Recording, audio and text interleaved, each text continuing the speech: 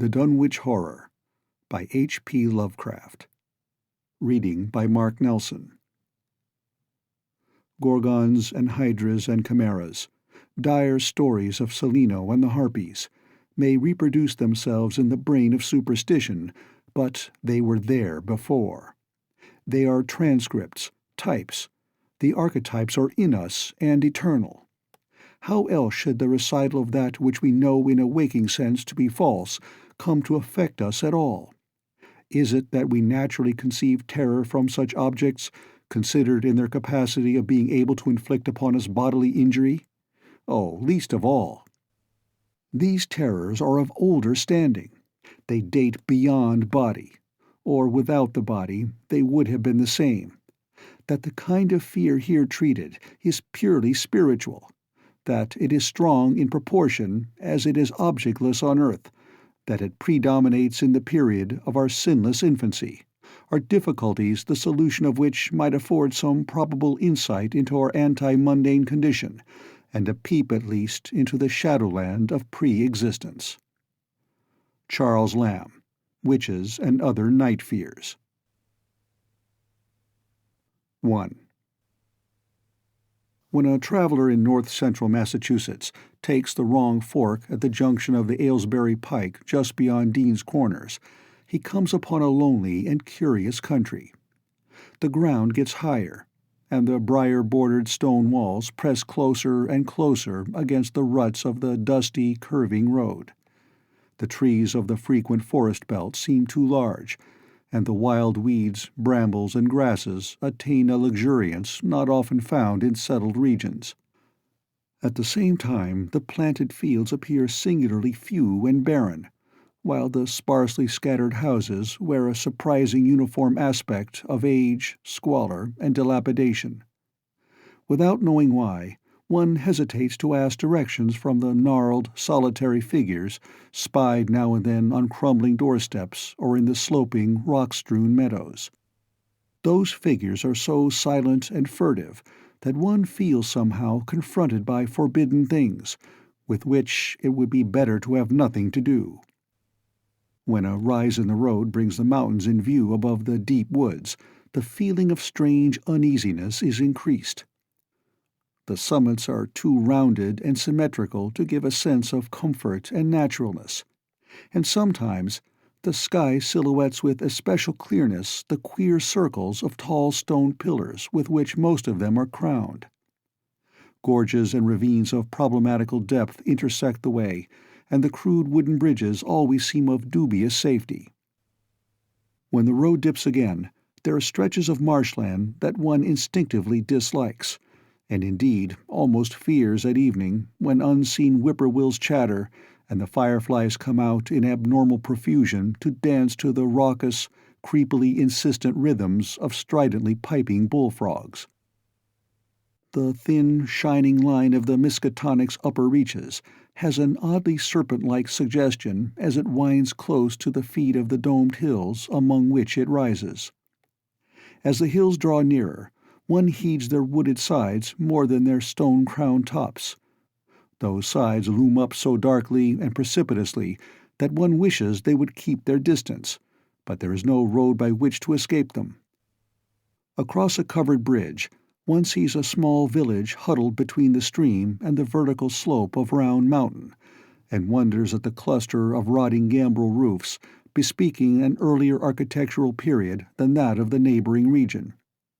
It is not reassuring to see, on a closer glance, that most of the houses are deserted and falling to ruin, and that the broken steepled church now harbors the one slovenly mercantile establishment of the hamlet. One dreads to trust the tenebrous tunnel of the bridge, yet there is no way to avoid it. Once across, it is hard to prevent the impression of a faint, malign odor about the village street, as of the massed mold and decay of centuries. It is always a relief to get clear of the place, and to follow the narrow road around the base of the hills and across the level country beyond till it rejoins the Aylesbury Pike. Afterward, one sometimes learns that one has been through Dunwich. Outsiders visit Dunwich as seldom as possible, and since a certain season of horror, All the signboards pointing toward it have been taken down. The scenery, judged by any ordinary aesthetic canon, is more than commonly beautiful, yet there is no influx of artists or summer tourists. 2 centuries ago, when talk of witch blood, Satan worship, and strange forest presences was not laughed at, it was the custom to give reasons for avoiding the locality. In our sensible age, since the Dunwich Horror of 1928 was hushed up by those who had the town's and the world's welfare at heart, people shun it without knowing exactly why. Perhaps one reason, though it cannot apply to uninformed strangers, is that the natives are now repellently decadent, having gone far along that path of retrogression so common in many New England backwaters. They have come to form a race by themselves, with the well-defined mental and physical stigmata of degeneracy and inbreeding. The average of their intelligence is woefully low, whilst their annals reek of overt viciousness and of half-hidden murders, incests, and deeds of almost unnameable violence and perversity. The old gentry, representing the 2 or 3 armigerous families which came from Salem in 1692, have kept somewhat above the general level of decay, though many branches are sunk into the sordid populace so deeply that only their names remain as a key to the origin they disgrace. Some of the Whateleys and Bishops still send their eldest sons to Harvard and Miskatonic, though those sons seldom return to the moldering gambrel roofs under which they and their ancestors were born. No one, even those who have the facts concerning the recent horror, can say just what is the matter with Dunwich, though old legends speak of unhallowed rites and conclaves of the Indians, amidst which they called forbidden shapes of shadow out of the great rounded hills, and made wild orgiastic prayers that were answered by loud crackings and rumblings from the ground below. In 1747, the Reverend Abijah Hoadley, newly come to the Congregational Church at Dunwich Village, preached a memorable sermon on the close presence of Satan and his imps, in which he said, "It must be allowed that these blasphemies of an infernal train of demons are matters of too common knowledge to be denied. The cursed voices of Azazel and Buzrael, of Beelzebub and Belial, being heard from underground by above a score of credible witnesses now living. I myself did not more than a fortnight ago catch a very plain discourse of evil powers in the hill behind my house, wherein there were a rattling and rolling, groaning, screeching, and hissing, such as no things of this earth could raise up, and which must needs have come from those caves that only black magic can discover, and only the devil unlock."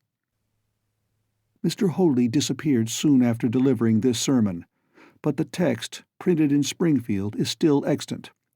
Noises in the hills continue to be reported from year to year, and still form a puzzle to geologists and physiographers. Other traditions tell of foul odors near the hill-crowning circles of stone pillars, and of rushing airy presences to be heard faintly at certain hours from stated points at the bottom of the great ravines, while still others try to explain the Devil's Hop-Yard, a bleak, blasted hillside where no tree, shrub, or grass blade will grow. Then, too, the natives are mortally afraid of the numerous whippoorwills which grow vocal on warm nights. It is vowed that the birds are psychopomps lying in wait for the souls of the dying, and that they time their eerie cries in unison with the sufferer's struggling breath. If they can catch the fleeing soul when it leaves the body, they instantly flutter away chittering in demoniac laughter, but if they fail, they subside gradually into a disappointed silence. These tales, of course, are obsolete and ridiculous, because they come down from very old times. Dunwich is indeed ridiculously old, older by far than any of the communities within 30 miles of it. South of the village, one may still spy the cellar walls and chimney of the ancient Bishop House, which was built before 1700, whilst the ruins of the mill at the Falls, built in 1806, form the most modern piece of architecture to be seen. Industry did not flourish here, and the 19th century factory movement proved short-lived. Oldest of all are the great rings of rough-hewn stone columns on the hilltops, but these are more generally attributed to the Indians than to the settlers. Deposits of skulls and bones, found within these circles and around the sizable table-like rock on Sentinel Hill, sustained the popular belief that such spots were once the burial places of the Pocumtucks, even though many ethnologists, disregarding the absurd improbability of such a theory, persist in believing the remains Caucasian. 2. It was in the township of Dunwich, in a large and partly inhabited farmhouse set against a hillside 4 miles from the village and 1.5 miles from any other dwelling, that Wilbur Whately was born at 5 a.m. on Sunday, the 2nd of February, 1913. This date was recalled because it was Candlemas, which people in Dunwich curiously observe under another name, and because the noises in the hills had sounded, and all the dogs of the countryside had barked persistently throughout the night before. Less worthy of notice was the fact that the mother was one of the decadent Whateleys, a somewhat deformed and unattractive albino woman of 35, living with an aged and half-insane father about whom the most frightful tales of wizardry had been whispered in his youth. Lavinia Whately had no known husband, but according to the custom of the region made no attempt to disavow the child, concerning the other side of whose ancestry the country folk might, and did, speculate as widely as they chose. On the contrary, she seemed strangely proud of the dark, goatish-looking infant who formed such a contrast to her own sickly and pink-eyed albinism, and was heard to mutter many curious prophecies about its unusual powers and tremendous future. Lavinia was one who would be apt to mutter such things, for she was a lone creature, given to wandering amidst thunderstorms in the hills, and trying to read the great odorous books which her father had inherited through 2 centuries of Whateleys, and which were fast falling to pieces with age and wormholes. She had never been to school, but was filled with disjointed scraps of ancient lore that old Whately had taught her. The remote farmhouse had always been feared because of old Whately's reputation for black magic, and the unexplained death by violence of Mrs. Whately when Lavinia was 12 years old had not helped to make the place popular. Isolated among strange influences, Lavinia was fond of wild and grandiose daydreams and singular occupations, nor was her leisure much taken up by household cares in a home from which all standards of order and cleanliness had long since disappeared. There was a hideous screaming which echoed above even the hill noises and the dogs barking on the night Wilbur was born, but no known doctor or midwife presided at his coming. Neighbors knew nothing of him till a week afterward, when old Whately drove his sleigh through the snow into Dunwich village, and discoursed incoherently to the group of loungers at Osborne's general store. There seemed to be a change in the old man, an added element of furtiveness in the clouded brain which subtly transformed him from an object to a subject of fear, though he was not one to be perturbed by any common family event. Amidst it all, he showed some trace of the pride later noticed in his daughter, and what he said of the child's paternity was remembered by many of his hearers years afterward.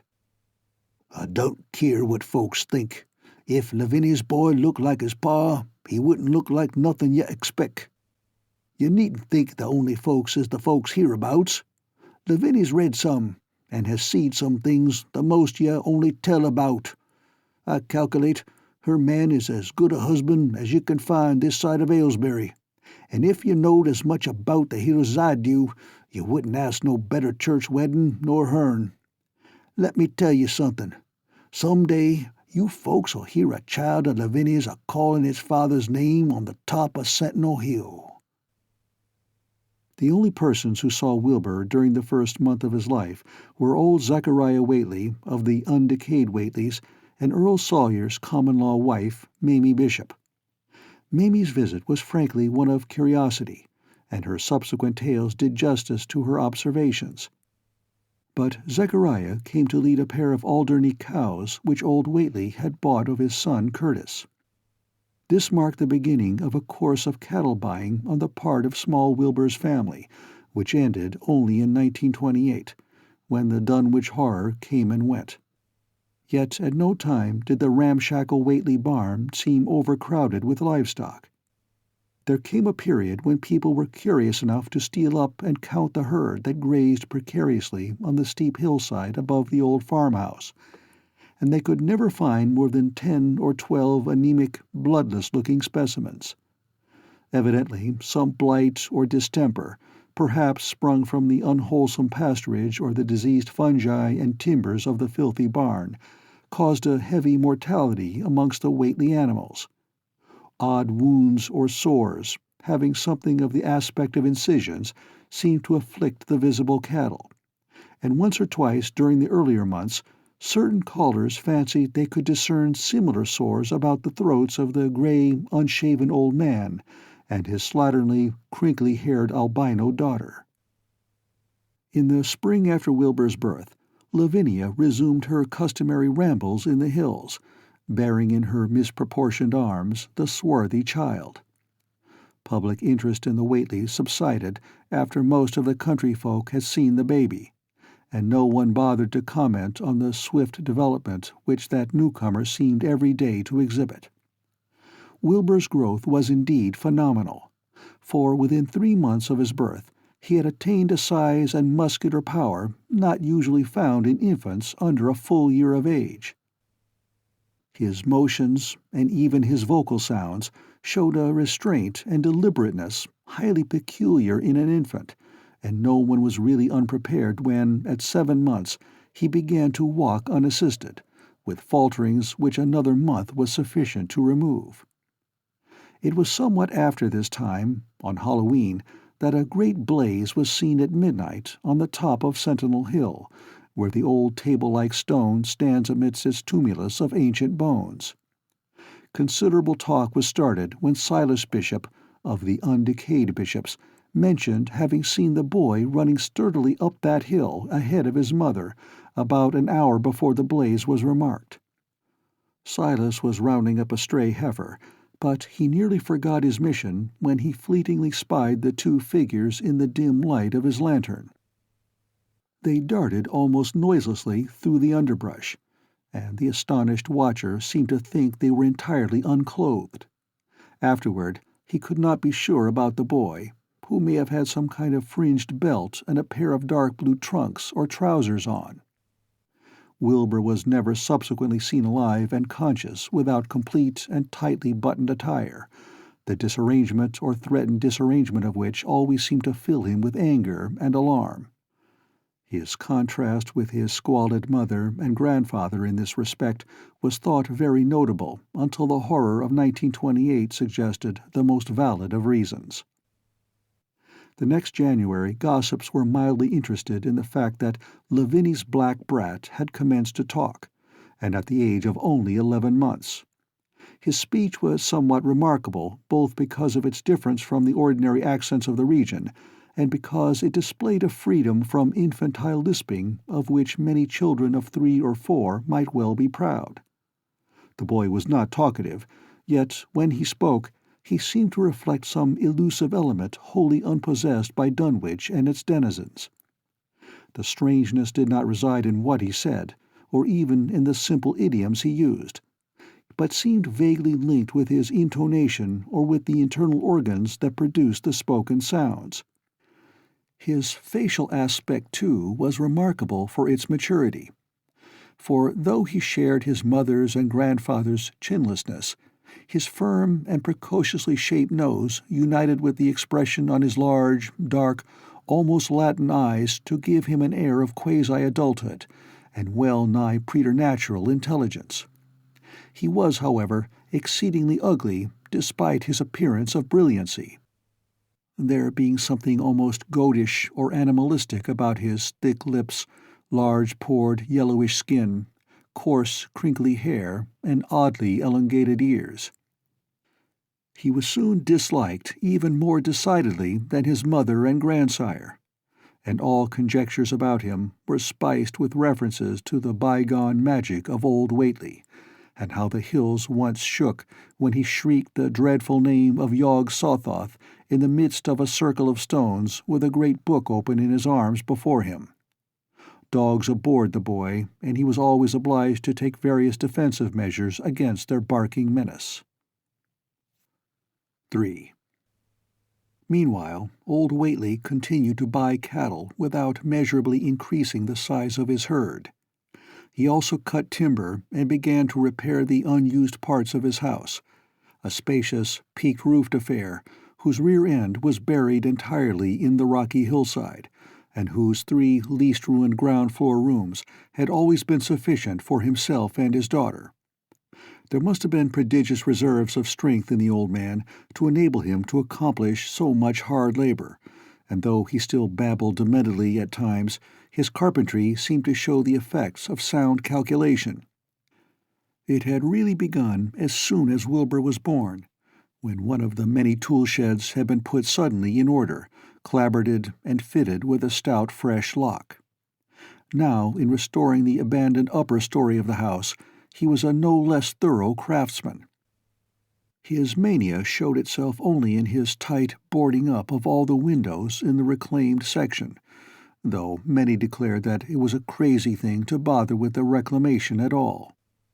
Less inexplicable was his fitting up of another downstairs room for his new grandson, a room which several callers saw, though no one was ever admitted to the closely boarded upper story.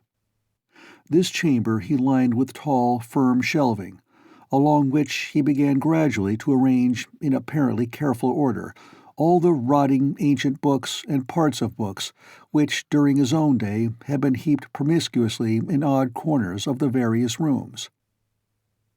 "I made some use of 'em," he would say as he tried to mend a torn black-letter page with paste prepared on the rusty kitchen stove.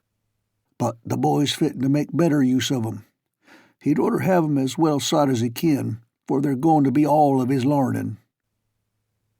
When Wilbur was a year and 7 months old, in September of 1914, his size and accomplishments were almost alarming. He had grown as large as a child of 4, and was a fluent and incredibly intelligent talker. He ran freely about the fields and hills, and accompanied his mother on all her wanderings. At home, he would pore diligently over the queer pictures and charts in his grandfather's books, while old Whately would instruct and catechize him through long, hushed afternoons. By this time the restoration of the house was finished, and those who watched it wondered why one of the upper windows had been made into a solid plank door. It was a window in the rear of the east gable end, close against the hill, and no one could imagine why a cleated wooden runway was built up to it from the ground. About the period of this work's completion, people noticed that the old tool-house, tightly locked and windowlessly clapboarded since Wilbur's birth, had been abandoned again. The door swung listlessly open, and when Earl Sawyer once stepped within after a cattle-selling call on old Whately, he was quite discomposed by the singular odor he encountered, such a stench, he averred, as he had never before smelt in all his life, except near the Indian circles on the hills, and which could not come from anything sane or of this earth. But then, the homes and sheds of Dunwich folk have never been remarkable for olfactory immaculateness. The following months were void of visible events, save that everyone swore to a slow but steady increase in the mysterious hill noises. On May Eve of 1915, there were tremors which even the Aylesbury people felt, whilst the following Halloween produced an underground rumbling queerly synchronized with bursts of flame. "Them witch Whately's doin's," from the summit of Sentinel Hill. Wilbur was growing up uncannily, so that he looked like a boy of 10 as he entered his 4th year. He read avidly by himself now, but talked much less than formerly.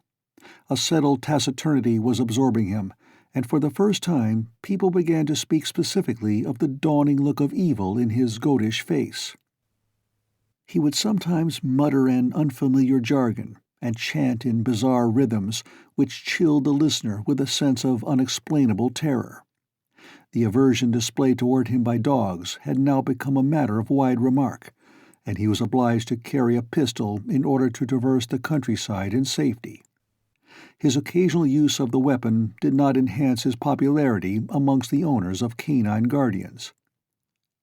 The few callers at the house would often find Lavinia alone on the ground floor, while odd cries and footsteps resounded in the boarded-up second story.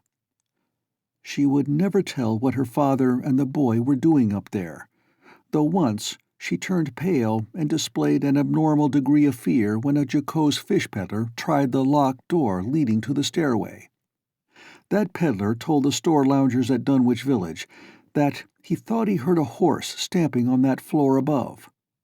The loungers reflected, thinking of the door and runway, and of the cattle that so swiftly disappeared. Then they shuddered as they recalled tales of old Whately's youth, and of the strange things that are called out of the earth when a bullock is sacrificed at the proper time to certain heathen gods. It had for some time been noticed that dogs had begun to hate and fear the whole Whately place as violently as they hated and feared young Wilbur personally. In 1917 the war came, and Squire Sawyer Whately, as chairman of the local draft board, had hard work finding a quota of young Dunwich men fit even to be sent to a development camp. The government, alarmed at such signs of wholesale regional decadence, sent several officers and medical experts to investigate, conducting a survey which New England newspaper readers may still recall. It was the publicity attending this investigation which set reporters on the track of the Whateleys, and caused the Boston Globe and Arkham Advertiser to print flamboyant Sunday stories of young Wilbur's precociousness, old Whately's black magic, the shelves of strange books, the sealed second story of the ancient farmhouse, and the weirdness of the whole region and its hill noises. Wilbur was 4.5 then, and looked like a lad of 15. His lip and cheek were fuzzy with a coarse dark down, and his voice had begun to break. Earl Sawyer went out to the Whately place with both sets of reporters and cameramen, and called their attention to the queer stench which now seemed to trickle down from the sealed upper spaces. It was, he said, exactly like the smell he had found in the tool shed abandoned when the house was finally repaired, and like the faint odors which he sometimes thought he caught near the stone circles on the mountains. Dunwich folk read the stories when they appeared and grinned over the obvious mistakes. They wondered, too, why the writers had made so much of the fact that old Whately always paid for his cattle in gold pieces of extremely ancient date. The Whateleys had received their visitors with ill-concealed distaste, though they did not dare court further publicity by a violent resistance or refusal to talk. 4. For a decade, the annals of the Whateleys sink indistinguishably into the general life of a morbid community used to their queer ways and hardened to their May Eve and All-Hallow orgies. Twice a year they would light fires on the top of Sentinel Hill, at which times the mountain rumblings would recur with greater and greater violence, while at all seasons there were strange and portentous doings at the lonely farmhouse. In the course of time, callers professed to hear sounds in the sealed upper story, even when all the family were downstairs, and they wondered how swiftly or how lingeringly a cow or bullock was usually sacrificed. There was talk of a complaint to the Society for the Prevention of Cruelty to Animals, but nothing ever came of it, since Dunwich folk are never anxious to call the outside world's attention to themselves. About 1923, when Wilbur was a boy of 10, whose mind, voice, stature, and bearded face gave all the impressions of maturity, a second great siege of carpentry went on at the old house. It was all inside the sealed upper part, and from bits of discarded lumber, people concluded that the youth and his grandfather had knocked out all the partitions and even removed the attic floor, leaving only one vast open void between the ground story and the peaked roof. They had torn down the great central chimney, too, and fitted the rusty range with a flimsy outside tin stovepipe. In the spring after this event, old Whately noticed the growing number of whippoorwills that would come out of Cold Spring Glen to chirp under his window at night. He seemed to regard the circumstance as one of great significance, and told the loungers at Osborne's that he thought his time had almost come. "They whistle jest in tune with my breathin' now," he said, "and I guess they're gettin' ready to ketch my soul. They know it's a-goin' out, and don't calculate to miss it. You'll know, boys, arter I'm gone, whether they get me or not. If they do, they'll keep us singin' and laughin' till break o' day. If they don't, they'll kinder quiet down like. I expect them and the souls they hunts fer have some pretty tough tussles sometimes." On Lammas night, 1924, Dr. Houghton of Aylesbury was hastily summoned by Wilbur Whately, who had lashed his one remaining horse through the darkness and telephoned from Osborne's in the village. He found old Whately in a very grave state, with a cardiac action and stertorous breathing that told of an end not far off. The shapeless albino daughter and oddly bearded grandson stood by the bedside, whilst from the vacant abyss overhead there came a disquieting suggestion of a rhythmical surging or lapping, as of the waves on some level beach. The doctor, though, was chiefly disturbed by the chattering night-birds outside, a seemingly limitless legion of whippoorwills that cried their endless message in repetitions timed diabolically to the wheezing gasps of the dying man. It was uncanny and unnatural. Too much, thought Dr. Houghton, like the whole of the region he had entered so reluctantly in response to the urgent call. Toward 1 o'clock, old Whately gained consciousness, and interrupted his wheezing to choke out a few words to his grandson. "More space, Willie, more space soon. You grows, and that grows faster. It'll be ready to sarve you soon, boy. Open up the gates to Yog Sothoth with the long chant that you'll find on page 751 of the complete edition, and then put a match to the prison. Fire from earth can't burn it nohow." He was obviously quite mad.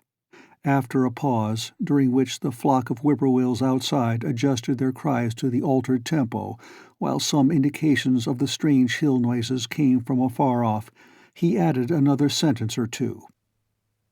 "Feed it regular, Willie, and mind the quantity.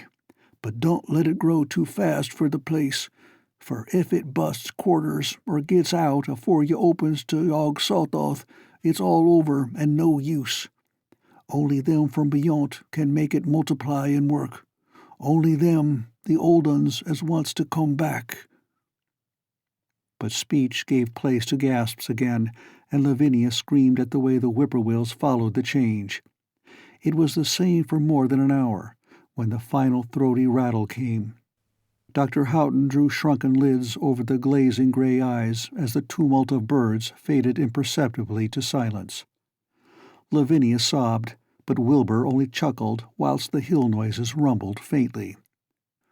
"They didn't get him," he muttered in his heavy bass voice.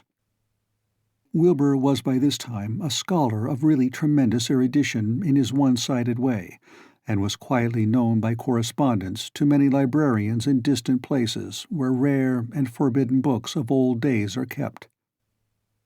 He was more and more hated and dreaded around Dunwich because of certain youthful disappearances which suspicion laid vaguely at his door, but was always able to silence inquiry through fear, or through use of that fund of old-time gold which still, as in his grandfather's time, went forth regularly and increasingly for cattle buying. He was now tremendously mature of aspect, and his height, having reached the normal adult limit, seemed inclined to wax beyond that figure. In 1925, when a scholarly correspondent from Miskatonic University called upon him one day and departed pale and puzzled, he was fully 6 3/4 feet tall.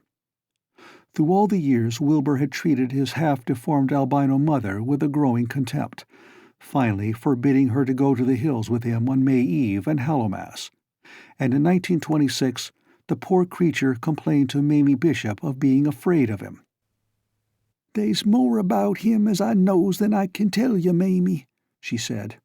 "And nowadays there's more nor what I know myself. I vow afore God I don't know what he wants nor what he's a-trying to do." That Halloween the hill noises sounded louder than ever, and fire burned on Sentinel Hill as usual, but people paid more attention to the rhythmical screaming of vast flocks of unnaturally belated whippoorwills, which seemed to be assembled near the unlighted Whately farmhouse.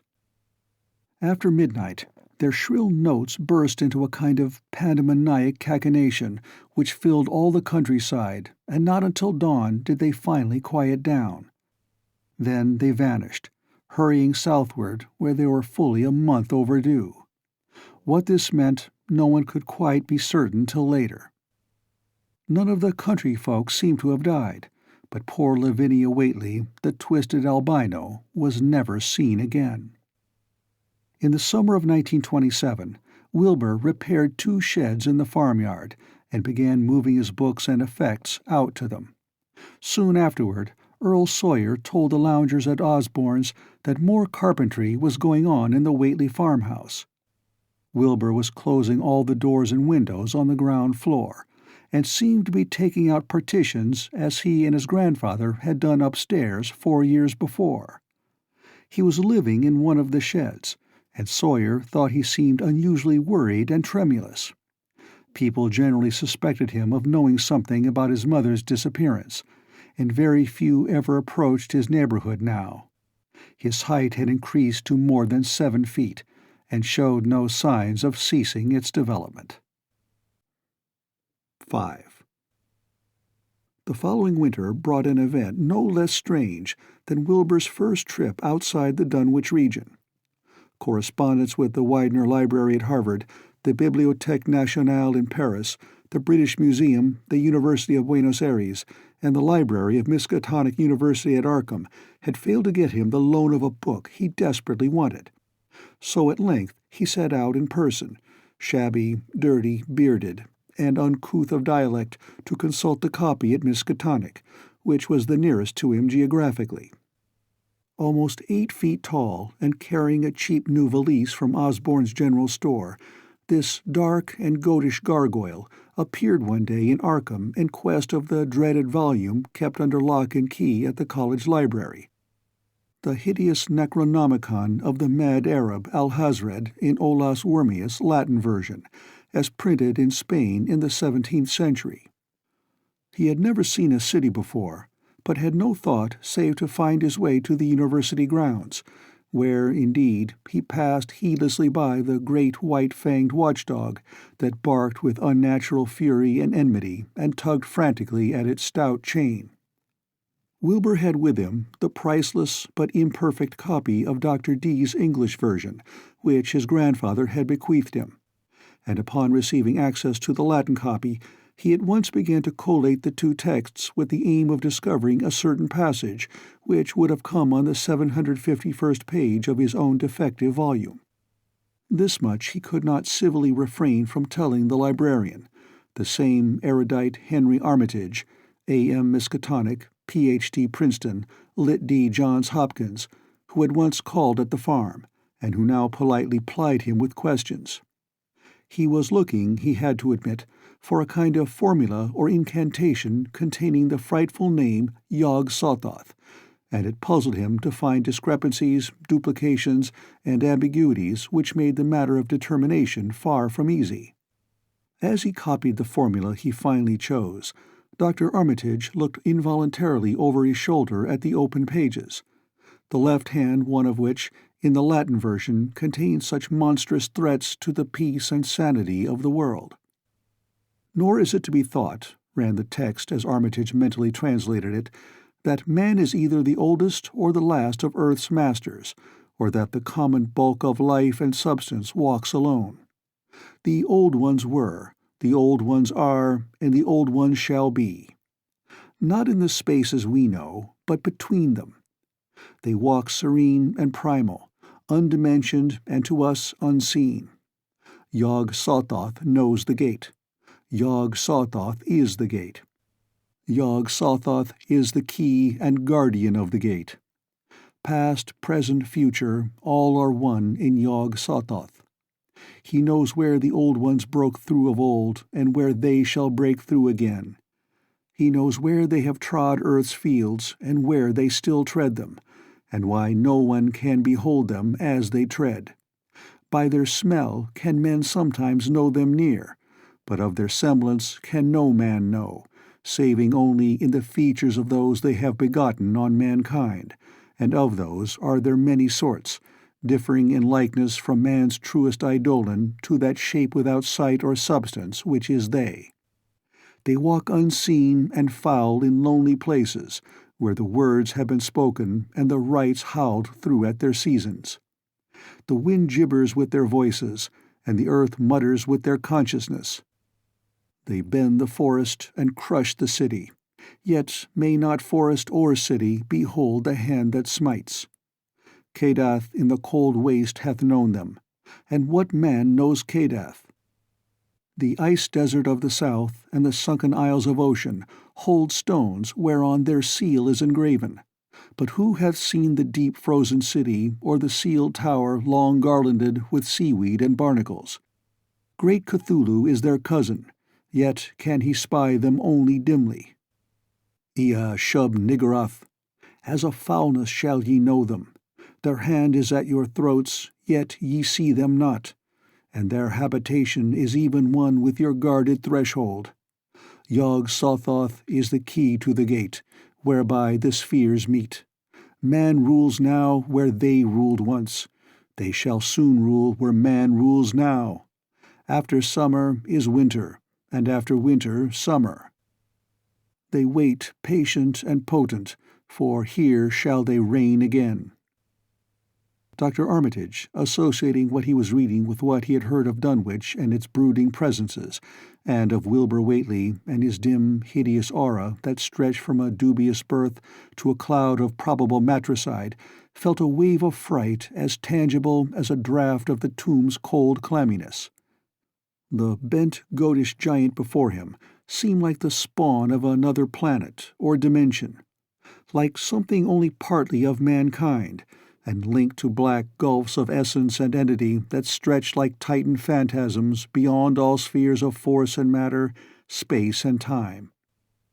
Presently Wilbur raised his head and began speaking in that strange, resonant fashion which hinted at sound-producing organs unlike the run of mankind's. "Mr. Armitage," he said, "I calculate I've got to take that book home. They's things in it I've got to try under sartain conditions that I can't get here, and it'd be a mortal sin to let a red-tape rule hold me up. Let me take it along, sir, and I'll swar that won't nobody know the difference. I don't need to tell you I'll take good care of it. It wa'n't me that put this D copy in the shape it is." He stopped as he saw firm denial on the librarian's face, and his own goatish features grew crafty. Armitage, half ready to tell him he might make a copy of what parts he needed, thought suddenly of the possible consequences and checked himself. There was too much responsibility in giving such a being the key to such blasphemous outer spheres. Whately saw how things stood, and tried to answer lightly. "Well, all right, if you feel that way about it. Maybe Harvard won't be so fussy as you be." And without saying more, he rose and strode out of the building, stooping at each doorway. Armitage heard the savage yelping of the great watchdog, and studied Whately's gorilla-like lope as he crossed the bit of campus visible from the window. He thought of the wild tales he had heard, and recalled the old Sunday stories in the Advertiser. These things, and the lore he had picked up from Dunwich rustics and villagers during his one visit there. Unseen things not of Earth, or at least not of tridimensional Earth, rushed fetid and horrible through New England's glens, and brooded obscenely on the mountain tops. Of this he had long felt certain. Now he seemed to sense the close presence of some terrible part of the intruding horror, and to glimpse a hellish advance in the black dominion of the ancient and once passive nightmare. He locked away the Necronomicon with a shudder of disgust, but the room still reeked with an unholy and unidentifiable stench. "As a foulness shall ye know them," he quoted. Yes, the odor was the same as that which had sickened him at the Whately farmhouse less than 3 years before. He thought of Wilbur, goatish and ominous, once again, and laughed mockingly at the village rumors of his parentage. "Inbreeding," Armitage muttered half aloud to himself. "Great God, what simpletons! Show them Arthur Macken's great god Pan, and they'll think it a common Dunwich scandal. But what thing, what cursed shapeless influence on or off this three-dimensional earth, was Wilbur Whately's father? Born on Candlemas, 9 months after May Eve of 1912, when the talk about the queer earth noises reached clear to Arkham. What walked on the mountains that May night? What Rudmas horror fastened itself on the world in half-human flesh and blood?" During the ensuing weeks, Dr. Armitage set about to collect all possible data on Wilbur Whately and the formless presences around Dunwich. He got in communication with Dr. Houghton of Aylesbury, who had attended old Whately in his last illness, and found much to ponder over in the grandfather's last words as quoted by the physician. A visit to Dunwich village failed to bring out much that was new, but a close survey of the Necronomicon in those parts which Wilbur had sought so avidly seemed to supply new and terrible clues to the nature, methods, and desires of the strange evil so vaguely threatening this planet. Talks with several students of archaic lore in Boston, and letters to many others elsewhere, gave him a growing amazement which passed slowly through varied degrees of alarm to a state of really acute spiritual fear. As the summer drew on, he felt dimly that something ought to be done about the lurking terrors of the upper Miskatonic Valley, and about the monstrous being known to the human world as Wilbur Whately. 6. The Dunwich Horror itself came between Lammas and the equinox in 1928, and Dr. Armitage was among those who witnessed its monstrous prologue. He had heard, meanwhile, of Whately's grotesque trip to Cambridge, and of his frantic efforts to borrow or copy from the Necronomicon at the Widener Library. Those efforts had been in vain, since Armitage had issued warnings of the keenest intensity to all librarians having charge of the dreaded volume. Wilbur had been shockingly nervous at Cambridge, anxious for the book, yet almost equally anxious to get home again, as if he feared the results of being away long. Early in August, the half-expected outcome developed, and in the small hours of the 3rd, Dr. Armitage was awakened suddenly by the wild, fierce cries of the savage watchdog on the college campus. Deep and terrible, the snarling, half-mad growls and barks continued, always in mounting volume, but with hideously significant pauses. Then there rang out a scream from a wholly different throat, such a scream as roused half the sleepers of Arkham and haunted their dreams ever afterward, such a scream as could come from no being born of earth or wholly of earth. Armitage hastened into some clothing and rushed across the street and lawn to the college buildings, saw that others were ahead of him, and heard the echoes of a burglar alarm still shrilling from the library. An open window showed black and gaping in the moonlight. What had come had indeed completed its entrance, for the barking and the screaming, now fast fading into a mixed low growling and moaning, proceeded unmistakably from within. Some instinct warned Armitage that what was taking place was not a thing for unfortified eyes to see, so he brushed back the crowd with authority as he unlocked the vestibule door. Among the others he saw Professor Warren Rice and Dr. Francis Morgan, men to whom he had told some of his conjectures and misgivings, and these two he motioned to accompany him inside. The inward sounds, except for a watchful, droning whine from the dog, had by this time quite subsided. But Armitage now perceived with a sudden start that a loud chorus of whippoorwills among the shrubbery had commenced a damnably rhythmical piping, as if in unison with the last breath of a dying man. The building was full of a frightful stench which Dr. Armitage knew too well, and the three men rushed across the hall to the small genealogical reading room whence the low whining came. For a second, nobody dared to turn on the light. Then Armitage summoned up his courage and snapped the switch. One of the three, it is not certain which, shrieked aloud at what sprawled before them among disordered tables and overturned chairs. Professor Rice declares that he wholly lost consciousness for an instant, though he did not stumble or fall. The thing that lay half-bent on its side in a fetid pool of greenish-yellow ichor and tarry stickiness was almost 9 feet tall, and the dog had torn off all the clothing and some of the skin. It was not quite dead, but twitched silently and spasmodically, while its chest heaved in monstrous unison with the mad piping of the expectant whippoorwills outside. Bits of shoe leather and fragments of apparel were scattered about the room, and just inside the window an empty canvas sack lay where it had evidently been thrown. Near the central desk a revolver had fallen, a dented but undischarged cartridge later explaining why it had not been fired. The thing itself, however, crowded out all other images at the time. It would be trite and not wholly accurate to say that no human pen could describe it, but one may properly say that it could not be vividly visualized by anyone whose ideas of aspect and contour are too closely bound up with the common life forms of this planet and of the 3 known dimensions. It was partly human, beyond a doubt, with very man-like hands and head, and the goatish, chinless face had the stamp of the Whateleys upon it. But the torso and lower parts of the body were teratologically fabulous, so that only generous clothing could ever have enabled it to walk on earth unchallenged or uneradicated. Above the waist it was semi-anthropomorphic, though its chest, where the dog's rending paws still rested watchfully, had the leathery, reticulated hide of a crocodile or alligator.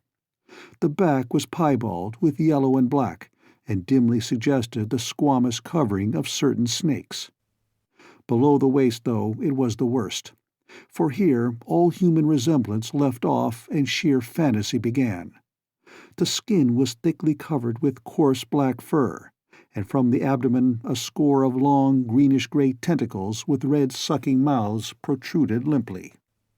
Their arrangement was odd, and seemed to follow the symmetries of some cosmic geometry unknown to Earth or the solar system. On each of the hips, deep set in a kind of pinkish, ciliated orbit, was what seemed to be a rudimentary eye, whilst in lieu of a tail there depended a kind of trunk or feeler, with purple annular markings, and with many evidences of being an undeveloped mouth or throat. The limbs, save for their black fur, roughly resembled the hind legs of prehistoric Earth's giant saurians, and terminated in ridgy-veined pads that were neither hooves nor claws. When the thing breathed, its tail and tentacles rhythmically changed color, as if from some circulatory cause normal to the non-human side of its ancestry. In the tentacles, this was observable as a deepening of the greenish tinge, whilst in the tail it was manifest as a yellowish appearance, which alternated with a sickly grayish-white in the spaces between the purple rings. Of genuine blood there was none, only the fetid greenish-yellow ichor which trickled along the painted floor beyond the radius of the stickiness, and left a curious discoloration behind it. As the presence of the 3 men seemed to rouse the dying thing, it began to mumble without turning or raising its head. Dr. Armitage made no written record of its mouthings, but asserts confidently that nothing in English was uttered. At first, the syllables defied all correlation with any speech of Earth, but toward the last there came some disjointed fragments, evidently taken from the Necronomicon, that monstrous blasphemy in quest of which the thing had perished. Those fragments, as Armitage recalls them, ran something like "Ngai, Nga-ga, Bug, Shagug, ya, yog sawtot, yog sawtot. They trailed off into nothingness as the whippoorwill shrieked in rhythmical crescendos of unholy anticipation. Then came a halt in the gasping, and the dog raised his head in a long, lugubrious howl.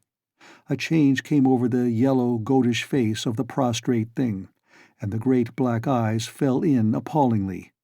Outside the window, the shrilling of the whippoorwills had suddenly ceased, and above the murmurs of the gathering crowd there came the sound of a panic-struck whirring and fluttering. Against the moon, vast clouds of feathery watchers rose and raced from sight, frantic at that which they had sought for prey. All at once, the dog started up abruptly, gave a frightened bark, and leapt nervously out the window by which it had entered.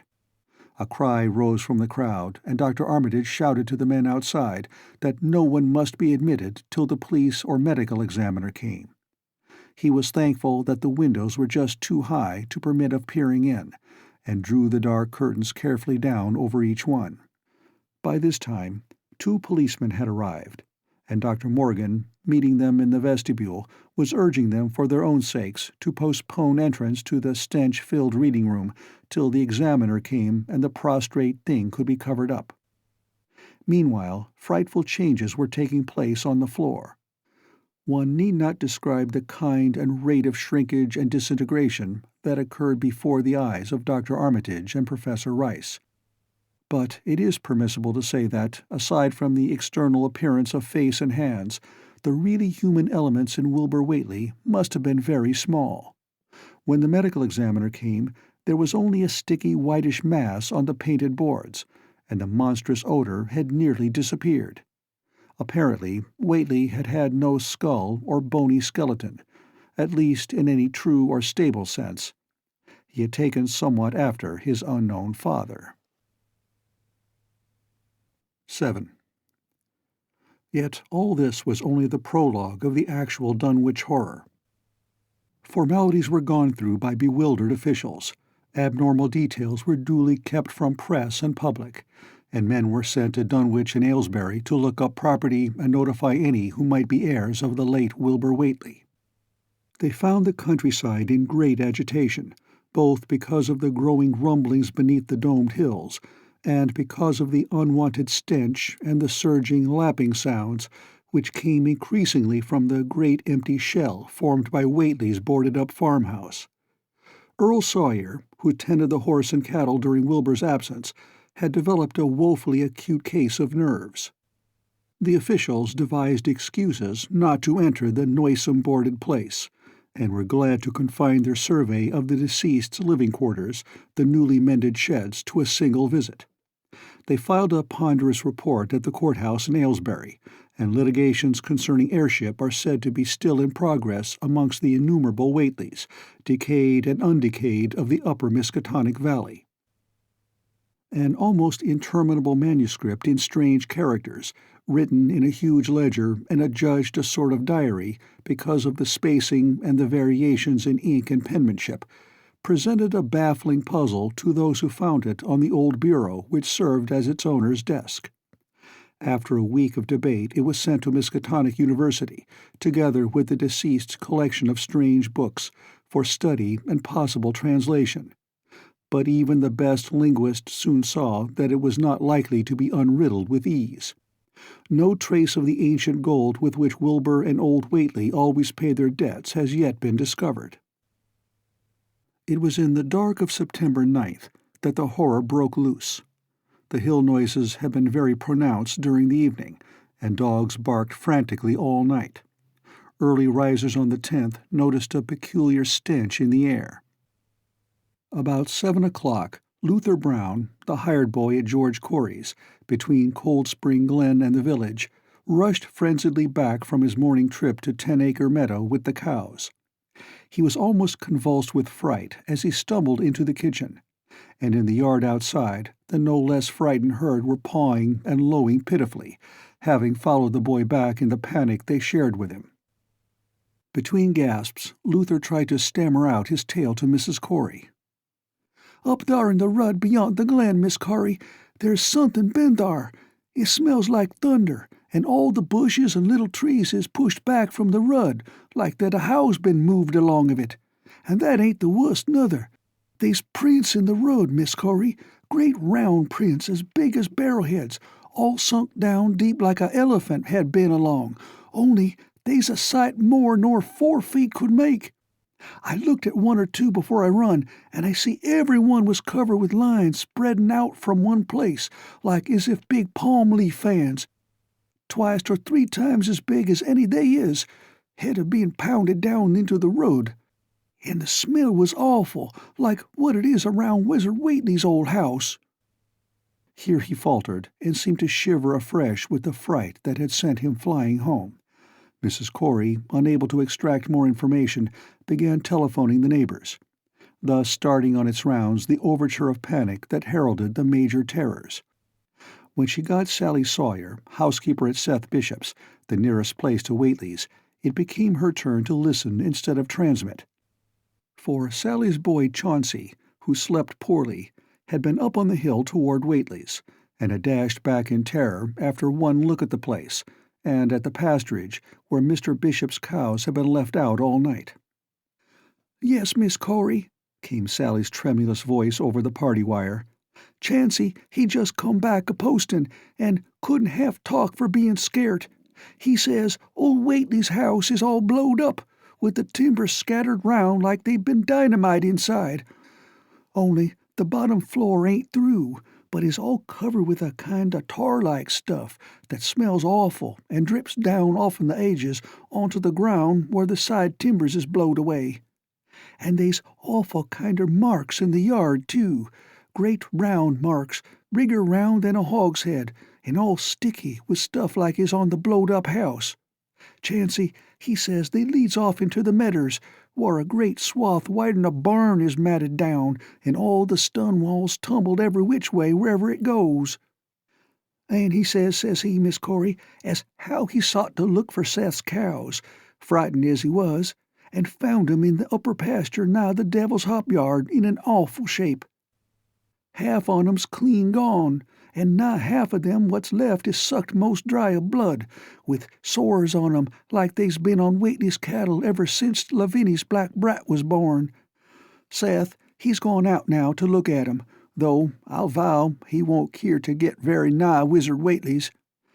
Chancey didn't look keerful to see where the big matted down swath led arter it left the pasturage, but he says he thinks it pinted towards the Glen Rud to the village. I tell you, Miss Corey, they's something abroad as hadn't orter be abroad, and I for one think that Black Wilbur Whately, as come to the bad end he desarved, is at the bottom of the breedin' of it.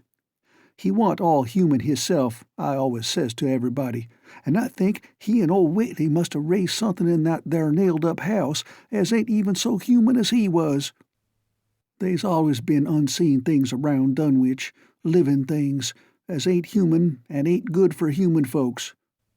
The ground was a-talkin' last night, and towards mornin' Chancey he heard the whippoorwills so loud in Cold Spring Glen he couldn't sleep none.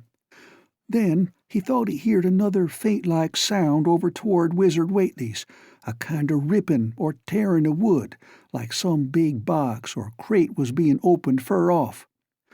What with this and that, he didn't get to sleep at all till sunup, and no sooner was he up this mornin' but he's got to go over to Whately's and see what's the matter.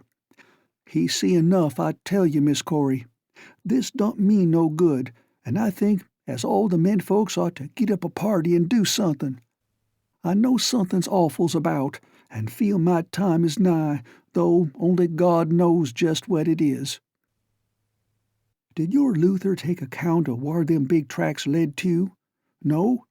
Well, Miss Corey, if they was on the Glen Rud this side of the glen, and ain't got to your house yet, I calculate they must go into the glen itself. They would do that. I allus says Cold Spring Glen ain't no healthy nor decent place. The whippoorwills and fireflies there never did act like they was creatures o' God, and they's them as says you can hear strange things a-rushin' and a-talkin' in the air down thar if you stand in the right place, atween the Rock Falls and Bear's Den.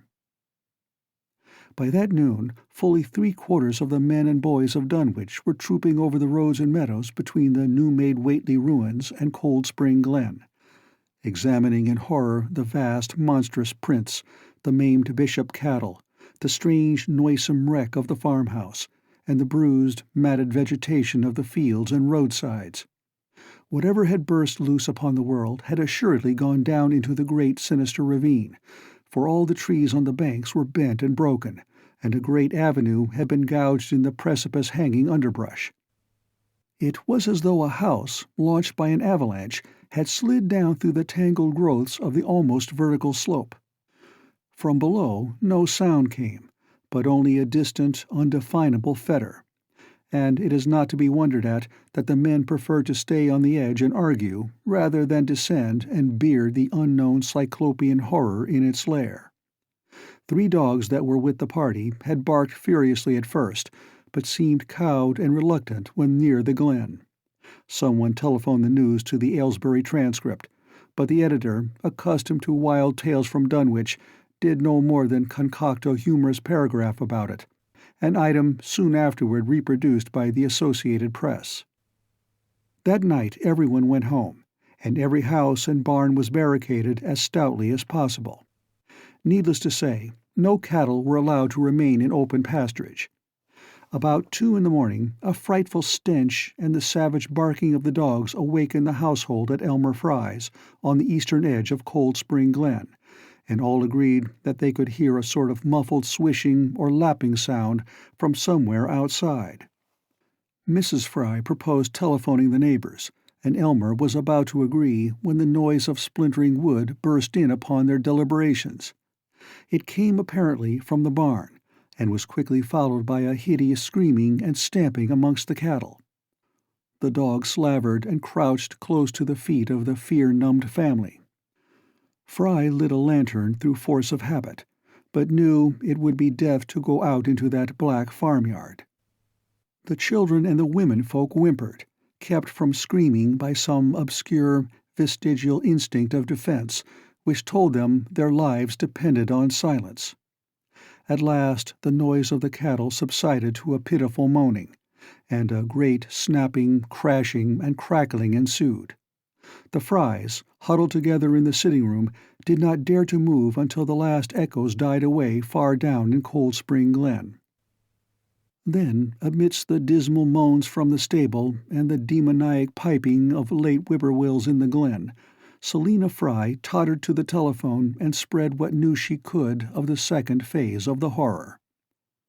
The next day all the countryside was in a panic, and cowed, uncommunicative groups came and went where the fiendish thing had occurred. 2 titan swaths of destruction stretched from the glen to the Fry farmyard. Monstrous prints covered the bare patches of ground, and one side of the old red barn had completely caved in. Of the cattle, only about a quarter could be found and identified. Some of these were in curious fragments, and all that survived had to be shot. Earl Sawyer suggested that help be asked from Aylesbury or Arkham, but others maintained it would be of no use. Old Zebulon Whately, of a branch that hovered about halfway between soundness and decadence, made darkly wild suggestions about rites that ought to be practiced on the hilltops. He came of a line where tradition ran strong, and his memories of chantings in the great stone circles were not altogether connected with Wilbur and his grandfather. Darkness fell upon a stricken countryside too passive to organize for real defense.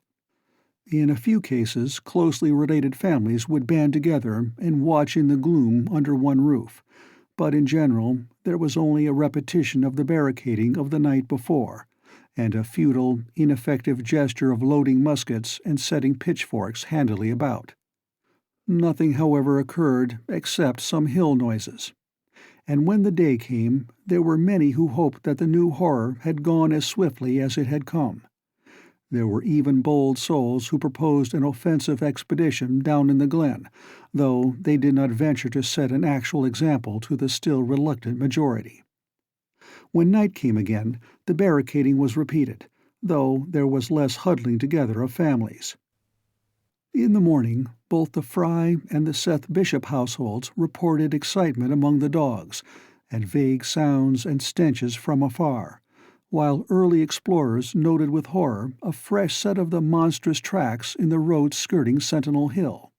As before, the sides of the road showed a bruising indicative of the blasphemously stupendous bulk of the horror, whilst the conformation of the tracks seemed to argue a passage in two directions, as if the moving mountain had come from Cold Spring Glen and returned to it along the same path.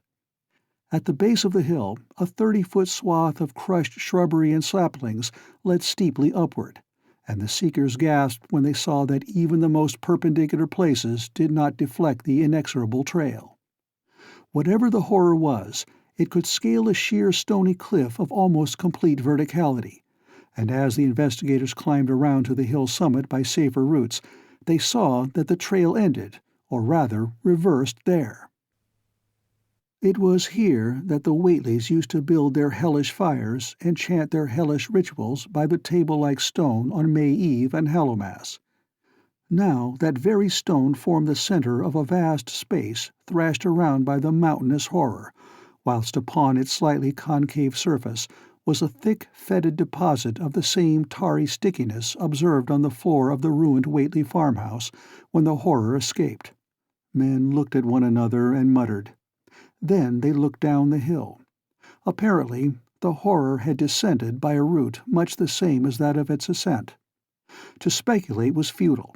Reason, logic, and normal ideas of motivation stood confounded.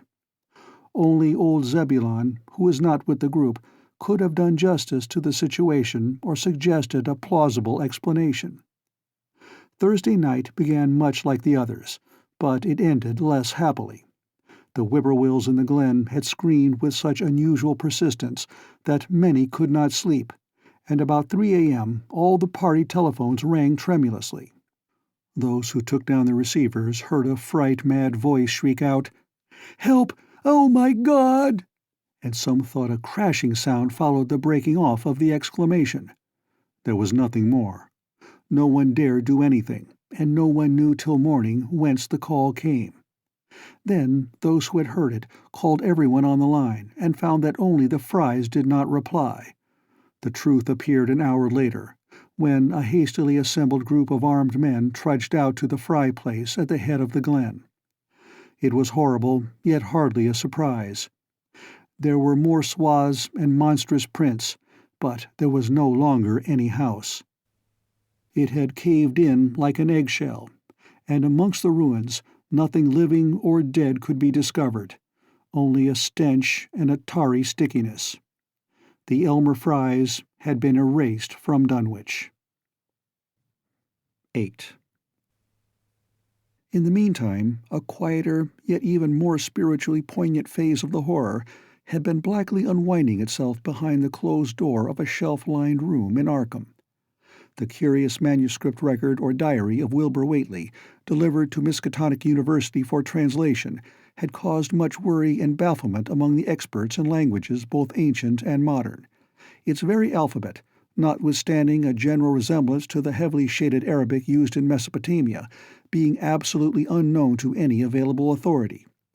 The final conclusion of the linguists was that the text represented an artificial alphabet, giving the effect of a cipher, though none of the usual methods of cryptographic solution seemed to furnish any clue, even when applied on the basis of every tongue the writer might conceivably have used. The ancient books taken from Whately's quarters, while absorbingly interesting and in several cases promising to open up new and terrible lines of research among philosophers and men of science, were of no assistance whatever in this matter. One of them, a heavy tome with an iron clasp, was in another unknown alphabet, this one of a very different cast, and resembling Sanskrit more than anything else. The old ledger was at length given wholly into the charge of Dr. Armitage, both because of his peculiar interest in the Whately matter, and because of his wide linguistic learning and skill in the mystical formulae of antiquity and Middle Ages. Armitage had an idea that the alphabet might be something esoterically used by certain forbidden cults which have come down from old times, and which have inherited many forms and traditions from the wizards of the Saracenic world. That question, however, he did not deem vital, since it would be unnecessary to know the origin of the symbols if, as he suspected, they were used as a cipher in a modern language. It was his belief that, considering the great amount of text involved, the writer would scarcely have wished the trouble of using another speech than his own, save perhaps in certain special formulae and incantations. Accordingly, he attacked the manuscript with the preliminary assumption that the bulk of it was in English. Dr. Armitage knew, from the repeated failures of his colleagues, that the riddle was a deep and complex one, and that no simple mode of solution could merit even a trial. All through late August, he fortified himself with the massed lore of cryptography, drawing upon the fullest resources of his own library, and waiting night after night amidst the arcana of Trithemius Polygraphia, Giambattista Porta's De Furtivis Literatum Notis, de Visionaire's Trait de Chiffre, Falconer's Cryptomenesis Patefacta, Davies and Thickness's 18th-century treatises, and such fairly modern authorities as Blair, von Martin, and Kluber's Cryptographic.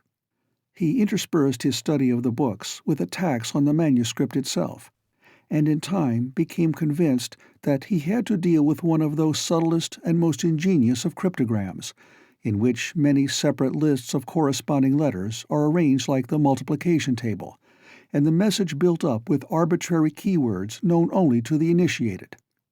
The older authorities seemed rather more helpful than the newer ones, and Armitage concluded that the code of the manuscript was one of great antiquity, no doubt handed down through a long line of mystical experimenters. Several times he seemed near daylight, only to be set back by some unforeseen obstacle. Then, as September approached, the clouds began to clear. Certain letters, as used in certain parts of the manuscript, emerged definitely and unmistakably, and it became obvious that the text was indeed in English. On the evening of September 2nd, the last major barrier gave way, and Dr. Armitage read for the first time a continuous passage of Wilbur Whately's Annals. It was in truth a diary, as all had thought, and it was couched in a style clearly showing the mixed occult erudition and general illiteracy of the strange being who wrote it. Almost the first long passage that Armitage deciphered, an entry dated November 26, 1916, proved highly startling and disquieting. It was written, he remembered, by a child of 3.5 who looked like a lad of 12 or 13. "Today learn the Aklo for the Sabbath," it ran, "which did not like, it being answerable from the hill and not from the air. That upstairs more ahead of me than I thought it would be, and is not like to have much earth brain. Shot Elam Hutchinson's collie Jack when he went to bite me, and Elam says he would kill me if he dast. I guess he won't. Grandfather kept me saying the Doe formula last night, and I think I saw the inner city at the 2 magnetic poles. I shall go to those poles when the earth is cleared off, if I can't break through with the Doe-Na formula when I commit it. They from the air told me at Sabbath that it will be years before I can clear off the earth, and I guess Grandfather will be dead then, so I shall have to learn all the angles of the planes and all the formulas between the Ur and the Ningyur. They from outside will help, but they cannot take body without human blood. That upstairs looks it will have the right cast. I can see it a little when I make the Urish sign or blow the power of Ibn Ghazi at it, and it is near like them at May Eve on the hill. The other face may wear off some. I wonder how I shall look when the earth is cleared and there are no earth beings on it. He that came with the Aklo Sabbath said, I may be transfigured, there being much of outside to work on. Morning found Dr. Armitage in a cold sweat of terror and a frenzy of wakeful concentration. He had not left the manuscript all night, but sat at his table under the electric light, turning page after page with shaking hands as fast as he could decipher the cryptic text. He had nervously telephoned his wife he would not be home, and when she brought him a breakfast from the house he could scarcely dispose of a mouthful. All that day he read on, now and then halted maddeningly as a reapplication of the complex key became necessary. Lunch and dinner were brought him, but he ate only the smallest fraction of either. Toward the middle of the next night, he drowsed off in his chair, but soon woke out of a tangle of nightmares almost as hideous as the truths and menaces to man's existence that he had uncovered. On the morning of September 4th, Professor Rice and Dr. Morgan insisted on seeing him for a while, and departed trembling and ashen gray. That evening he went to bed, but slept only fitfully. Wednesday, the next day, he was back at the manuscript, and began to take copious notes both from the current sections and from those he had already deciphered. In the small hours of that night, he slept a little in an easy-chair in his office, but was at the manuscript again before dawn. Some time before noon, his physician, Dr. Hartwell, called to see him and insisted that he cease work. He refused, intimating that it was of the most vital importance for him to complete the reading of the diary, and promising an explanation in due course of time. That evening, just as twilight fell, he finished his terrible perusal and sank back exhausted. His wife, bringing his dinner, found him in a half-comatose state, but he was conscious enough to warn her off with a sharp cry when he saw her eyes wander toward the notes he had taken. Weakly rising, he gathered up the scribbled papers and sealed them all in a great envelope, which he immediately placed in his inside coat pocket. He had sufficient strength to get home, but was so clearly in need of medical aid that Dr. Hartwell was summoned at once. As the doctor put him to bed, he could only mutter over and over again, "But what in God's name can we do?"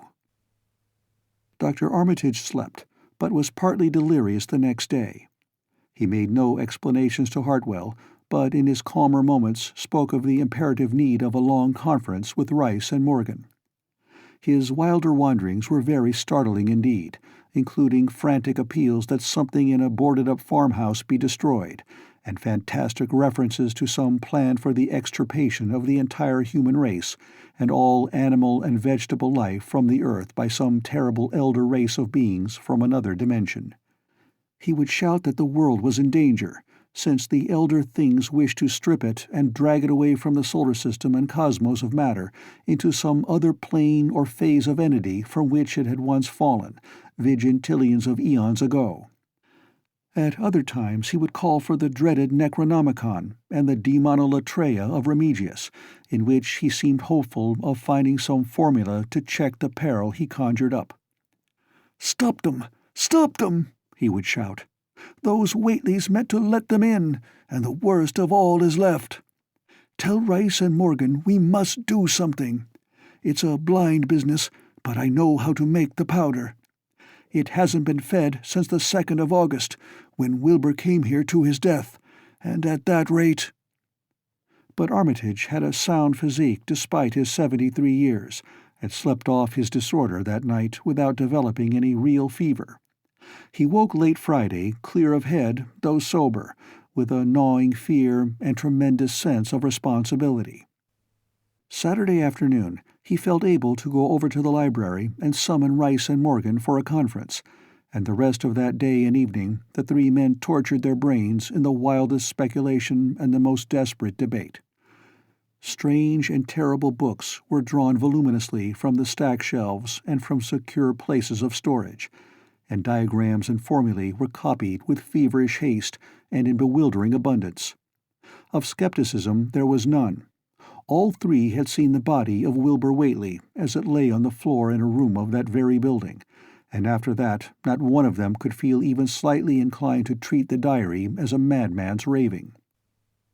Opinions were divided as to notifying the Massachusetts State Police, and the negative finally won. There were things involved which simply could not be believed by those who had not seen a sample, as indeed was made clear during certain subsequent investigations. Late at night the conference disbanded without having developed a definite plan, but all day Sunday Armitage was busy comparing formulae and mixing chemicals obtained from the college laboratory. The more he reflected on the hellish diary, the more he was inclined to doubt the efficacy of any material agent in stamping out the entity which Wilbur Whately had left behind him, the earth-threatening entity which, unknown to him, was to burst forth in a few hours and become the memorable Dunwich Horror. Monday was a repetition of Sunday with Dr. Armitage, for the task in hand required an infinity of research and experiment. Further consultations of the monstrous diary brought about various changes of plan, and he knew that even in the end a large amount of uncertainty must remain. By Tuesday he had a definite line of action mapped out, and believed he would try a trip to Dunwich within a week. Then on Wednesday the great shock came. Tucked obscurely away in a corner of the Arkham Advertiser was a facetious little item from the Associated Press, telling what a record-breaking monster the bootleg whiskey of Dunwich had raised up. Armitage, half-stunned, could only telephone for Rice and Morgan. Far into the night they discussed, and the next day was a whirlwind of preparation on the part of them all. Armitage knew he would be meddling with terrible powers, yet saw that there was no other way to annul the deeper and more malign meddling which others had done before him. 9. Friday morning, Armitage, Rice, and Morgan set out by motor for Dunwich, arriving at the village about 1 in the afternoon.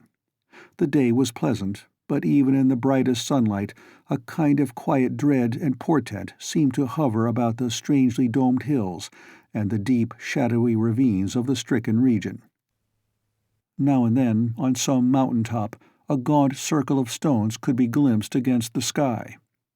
From the air of hushed fright at Osborne's store, they knew something hideous had happened, and soon learned of the annihilation of the Elmer Fry house and family. Throughout that afternoon they rode around Dunwich, questioning the natives concerning all that had occurred, and seeing for themselves with rising pangs of horror the drear Fry ruins with their lingering traces of the tarry stickiness, the blasphemous tracks in the Fry yard, the wounded Seth Bishop cattle, and the enormous swaths of disturbed vegetation in various places. The trail up and down Sentinel Hill seemed to Armitage of almost cataclysmic significance, and he looked long at the sinister, altar-like stone on the summit. At length the visitors, apprised of a party of state police which had come from Aylesbury that morning in response to the first telephone reports of the Fry tragedy, decided to seek out the officers and compare notes as far as practicable. This, however, they found more easily planned than performed, since no sign of the party could be found in any direction. There had been 5 of them in a car, but now the car stood empty near the ruins in the Fry yard. The natives, all of whom had talked with the policeman, seemed at first as perplexed as Armitage and his companions. Then old Sam Hutchins thought of something and turned pale, nudging Fred Farr and pointing to the dank, deep hollow that yawned close by. "God," he gasped, "I telled 'em not ter go down into the glen, and I never thought nobody'd do it with them tracks and that smell and the whippoorwills a-screechin' down thar in the dark o' noonday." A cold shudder ran through the natives and visitors alike, and every ear seemed strained in a kind of instinctive, unconscious listening. Armitage, now that he had actually come upon the horror and its monstrous work, trembled with the responsibility he felt to be his. Night would soon fall, and it was then that the mountainous blasphemy lumbered upon its eldritch course. Negotium perambulans in tenebris. The old librarian rehearsed the formulae he had memorized, and clutched the paper containing the alternative ones he had not memorized. He saw that his electric flashlight was in working order. Rice, beside him, took from a valise a metal sprayer of the sort used in combating insects, whilst Morgan uncased the big-game rifle on which he relied despite his colleague's warnings that no material weapon would be of help. Armitage, having read the hideous diary, knew painfully well what kind of a manifestation to expect, but he did not add to the fright of the Dunwich people by giving any hints or clues. He hoped that it might be conquered without any revelation to the world of the monstrous thing it had escaped. As the shadows gathered, the natives commenced to disperse homeward, anxious to bar themselves indoors, despite the present evidence that all human locks and bolts were useless before a force that could bend trees and crush houses when it chose. They shook their heads at the visitors' plan to stand guard at the Fry ruins near the glen, and as they left had little expectancy of ever seeing the watchers again. There were rumblings under the hills that night, and the whippoorwills piped threateningly. Once in a while a wind, sweeping up out of Cold Spring Glen, would bring a touch of ineffable fetor to the heavy night air. Such a fetor as all three of the watchers had smelled once before, when they stood above a dying thing that had passed for 15 years and a half as a human being. But the looked-for terror did not appear. Whatever was down there in the glen was biding its time, and Armitage told his colleagues it would be suicidal to try to attack it in the dark. Morning came wanly, and the night sound ceased. It was a gray, bleak day, with now and then a drizzle of rain, and heavier clouds seemed to be piling themselves up beyond the hills to the northwest. The men from Arkham were undecided what to do. Seeking shelter from the increasing rainfall beneath one of the few undestroyed Fry outbuildings, they debated the wisdom of waiting, or of taking the aggressive and going down into the glen in quest of their nameless, monstrous quarry. The downpour waxed in heaviness, and distant peals of thunder sounded from far horizons. Sheet lightning shimmered, and then a forky bolt flashed near at hand, as if descending into the accursed glen itself. The sky grew very dark, and the watchers hoped that the storm would prove a short, sharp one, followed by clear weather. It was still gruesomely dark when, not much over an hour later, a confused babble of voices sounded down the road. Another moment brought to view a frightened group of more than a dozen men, running, shouting, and even whimpering hysterically. Someone in the lead began sobbing out words, and the Arkham men started violently when those words developed a coherent form. "Oh, my God, the voice choked out. "It's a-goin' again, and this time by day. It's out and a-movin' this very minute, and only the Lord knows when it'll be on us all." The speaker panted into silence, but another took up his message. "Nigh on an hour ago, Zeb Whately here heard the phone a-ringin', and it was Miss Corey, George's wife that lives down by the junction. She says the hired boy Luther was out drivin' in the cows from the storm arter the big bolt, when he sees all the trees a-bendin' at the mouth of the glen, opposite side ter this, and smelt the same awful smell like he smelt when he found the big tracks last Monday mornin'. And he says, there was a swishin', lappin' sound, more nor what the bendin' trees and bushes could make. And all on a suddent, the trees along the rud begun ter get pushed one side, and they was a awful stompin' and splashin' in the mud. But mind ye, Luther he didn't see nothin' at all, only just the bendin' trees and underbrush. Then, fur ahead, where Bishop's Brook goes under the rud, he heard a awful creakin' and strainin' on the bridge, and says he could tell the sound of wood a-startin' to crack and split. And all the whiles he never see a thing, only them trees and bushes a-bendin'. And when the swishin' sound got very fur off, on the rud towards Wizard Whately's and Sentinel Hill, Luther he had the guts ter step up where he heard it fust and look at the ground. It was all mud and water, and the sky was dark, and the rain was wipin' out all tracks about as fast as could be. But beginnin' at the glen mouth, where the trees bed moved, they was still some of them awful prints, big as barrels, like he seen Monday." At this point the first excited speaker interrupted. "But that ain't the trouble now. That was only the start. Zeb here was callin' folks up, and everybody was a-listenin' in when a call from Seth Bishop's cut in. His housekeeper, Sally, was carrying on fit to kill. She just see the trees a-bendin' beside the rud, and says they was a kind of mushy sound, like a elephant puffin' and treadin', a-headin' for the house. Then she up and spoke sudden of a fearful smell, and says her boy Chancey was a-screamin' as how it was just like what he smelt up to the Whately ruins Monday mornin', and the dogs was all barkin' and whinin' awful.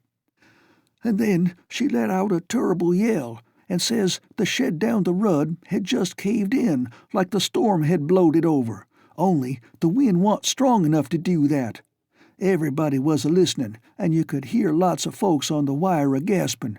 All to onct, Sally she yelled again, and says the front yard picket fence bed just crumpled up, though they wa'n't no sign of what done it. Then everybody on the line could hear Chancey and old Seth Bishop a-yellin' too, and Sally was shrieking out that something heavy had struck the house. Not lightning nor nothing, but something heavy agin the front that kept a launching itself again and again, though you couldn't see nothing out the front winders. And then, lines of fright deepened on every face, and Armitage, shaken as he was, had barely poise enough to prompt the speaker. And then Sally, she yelled out, "Oh, help, the house is a-cavin' in," and on the wire we could hear a terrible crashin' and a hull flock a-screamin', just like when Elmer Fry's place was took, only wuss. The man paused, and another of the crowd spoke. "That's all. Not a sound nor squeak over the phone arter that. Just still like. We that heerd it got out Fords and wagons and rounded up as many able-bodied menfolks as we could get at Corey's place, and come up here to see what you thought best ter do. Not but what I think it's the Lord's judgment for our iniquities, that no mortal can ever set aside." Armitage saw that the time for positive action had come, and spoke decisively to the faltering group of frightened rustics. "We must follow it, boys." He made his voice as reassuring as possible. "I believe there's a chance of putting it out of business. You men know that those Whateleys were wizards. Well, this thing is a thing of wizardry, and must be put down by the same means. I've seen Wilbur Whately's diary, and read some of the strange old books he used to read, and I think I know the right kind of spell to recite to make the thing fade away. Of course, one can't be sure, but we can always take a chance. It's invisible, I knew it would be, but there's a powder in this long-distance sprayer that might make it show up for a second. Later on, we'll try it. It's a frightful thing to have alive, but it isn't as bad as what Wilbur would have let in if he'd lived longer. You'll never know what the world has escaped. Now we've only this one thing to fight, and it can't multiply. It can, though, do a lot of harm, so we mustn't hesitate to rid the community of it. We must follow it, and the way to begin is to go to the place that has just been wrecked. Let somebody lead the way. I don't know your roads very well, but I've an idea there might be a shorter cut across lots. How about it?" The men shuffled about a moment, and then Earl Sawyer spoke softly, pointing with a grimy finger through the steadily lessening rain. "I guess you can get to Seth Bishop's quickest by cutting across the lower medder here, wading the brook at the low place, and climbing through Carrier's mowin' and the timber lot beyont. That comes out on the upper rud, mighty nigh Seth's, a leetle t'other side." Armitage, with Rice and Morgan, started to walk in the direction indicated, and most of the natives followed slowly. The sky was growing lighter, and there were signs that the storm had worn itself away. When Armitage inadvertently took a wrong direction, Joe Osborne warned him and walked ahead to show the right one. Courage and confidence were mounting, though the twilight of the almost perpendicular wooded hill which lay toward the end of their short-cut, and among whose fantastic ancient trees they had to scramble as if up a ladder, put these qualities to a severe test. At length they emerged on a muddy road to find the sun coming out. They were a little beyond the Seth Bishop place, but bent trees and hideously unmistakable tracks showed what had passed by. Only a few moments were consumed in surveying the ruins just around the bend. It was the Fry incident all over again, and nothing dead or living was found in either of the collapsed shells which had been the Bishop house and barn. No one cared to remain there amidst the stench and tarry stickiness, but all turned instinctively to the line of horrible prints leading on toward the wrecked Whately farmhouse and the altar-crowned slopes of Sentinel Hill.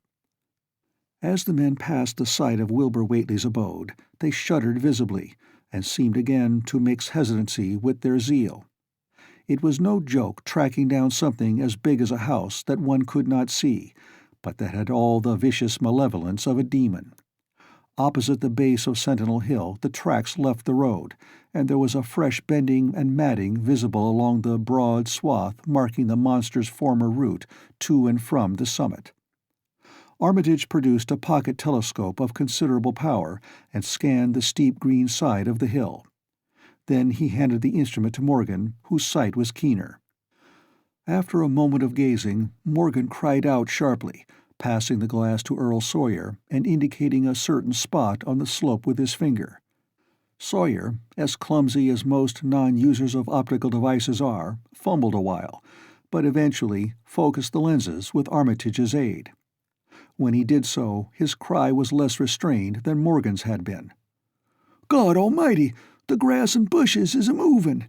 It's a-goin' up, slow-like, creepin' up ter the top this minute. Heaven only knows what fer." Then the germ of panic seemed to spread among the seekers. It was one thing to chase the nameless entity, but quite another to find it. Spells might be all right, but suppose they weren't? Voices began questioning Armitage about what he knew of the thing, and no reply seemed quite to satisfy. Everyone seemed to feel himself in close proximity to phases of nature and of being utterly forbidden, and wholly outside the sane experience of mankind. 10. In the end, the three men from Arkham, old, white-bearded Dr. Armitage, stocky, iron-gray Professor Rice, and lean, youngish Dr. Morgan, ascended the mountain alone. After much patient instruction regarding its focusing and use, they left the telescope with the frightened group that remained in the road. And as they climbed, they were watched closely by those among whom the glass was passed around. It was hard going, and Armitage had to be helped more than once. High above the toiling group, the great swath trembled as its hellish maker repassed with snail-like deliberateness. Then it was obvious that the pursuers were gaining. Curtis Whately, of the undecayed branch, was holding the telescope when the Arkham party detoured radically from the swath. He told the crowd that the men were evidently trying to get to a subordinate peak which overlooked the swath at a point considerably ahead of where the shrubbery was now bending. This indeed proved to be true, and the party were seen to gain the minor elevation only a short time after the invisible blasphemy had passed it. Then Wesley Corey, who had taken the glass, cried out that Armitage was adjusting the sprayer which Rice held, and that something must be about to happen. The crowd stirred uneasily, recalling that this sprayer was expected to give the unseen horror a moment of visibility. 2 or 3 men shut their eyes, but Curtis Whately snatched back the telescope and strained his vision to the utmost. He saw that Rice, from the party's point of vantage above and behind the entity, had an excellent chance of spreading the potent powder with marvelous effect. Those without the telescope saw only an instant's flash of gray cloud, a cloud about the size of a moderately large building, near the top of the mountain. Curtis, who had held the instrument, dropped it with a piercing shriek into the ankle-deep mud of the road. He reeled and would have crumpled to the ground had not 2 or 3 others seized and steadied him. All he could do was moan half inaudibly, "Oh, great God, that—"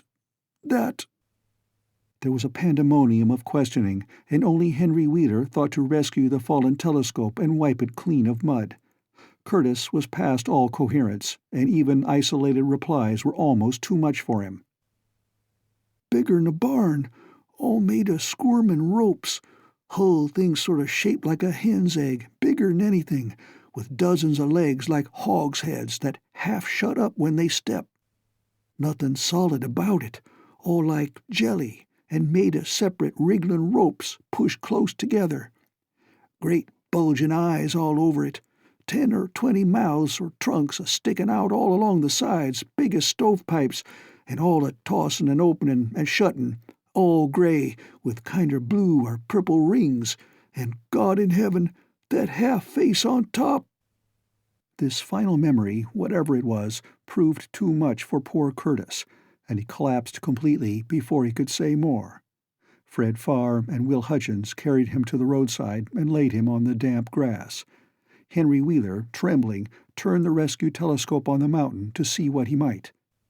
Through the lenses were discernible 3 tiny figures, apparently running toward the summit as fast as the steep incline allowed. Only these, nothing more. Then everyone noticed a strangely unseasonable noise in the deep valley behind, and even in the underbrush of Sentinel Hill itself. It was the piping of unnumbered whippoorwills, and in their shrill chorus there seemed to lurk a note of tense and evil expectancy. Earl Sawyer now took the telescope and reported the three figures as standing on the topmost ridge, virtually level with the altar stone but at a considerable distance from it. One figure, he said, seemed to be raising its hands above its head at rhythmic intervals.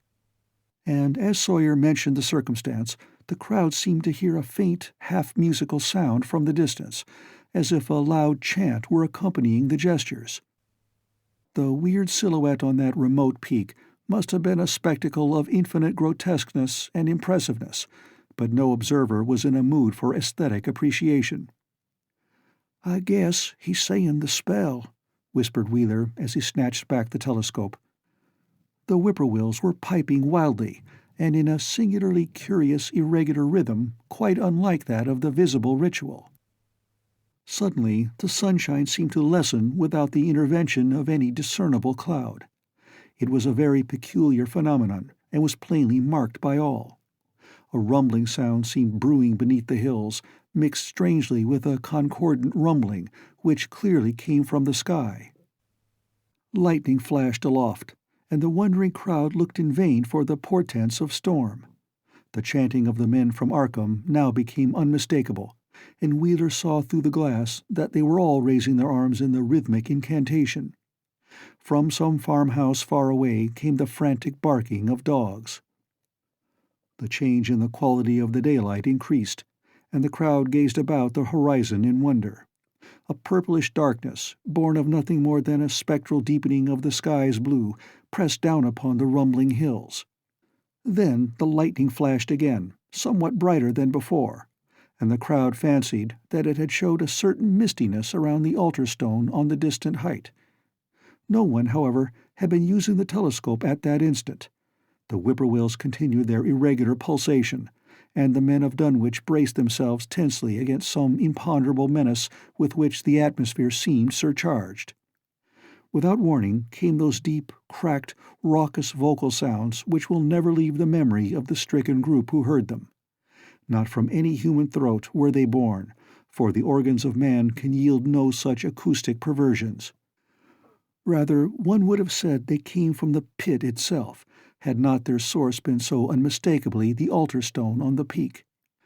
It is almost erroneous to call them sounds at all, since so much of their ghastly, infra-bass timbre spoke to dim seats of consciousness and terror far subtler than the ear.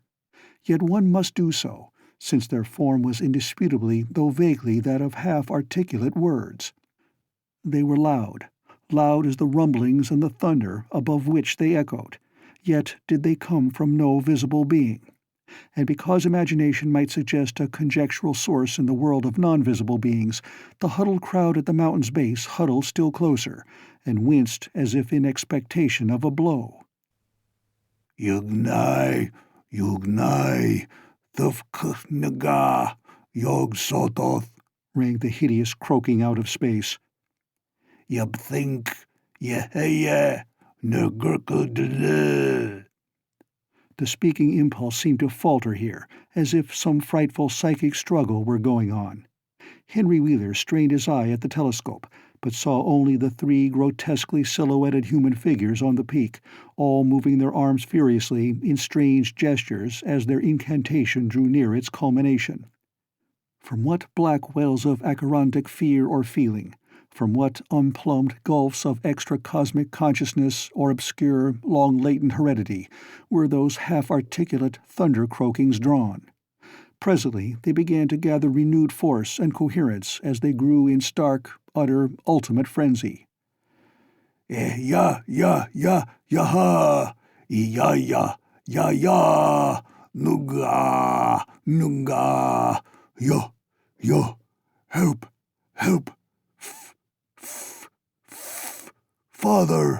Father, Yog Sothoth. But that was all. The pallid group in the road, still reeling at the indisputably English syllables that had poured quickly and thunderously down from the frantic vacancy beside that shocking altar stone, were never to hear such syllables again. Instead, they jumped violently at the terrific report which seemed to rend the hills, the deafening, cataclysmic peal whose source, be it inner earth or sky, no hearer was ever able to place. A single lightning bolt shot from the purple zenith to the altar stone, and a great tidal wave of viewless force and indescribable stench swept down from the hill to all the countryside. Trees, grass, and underbrush were whipped into a fury, and the frightened crowd at the mountain's base, weakened by the lethal fetter that seemed about to asphyxiate them, were almost hurled off their feet. Dogs howled from the distance.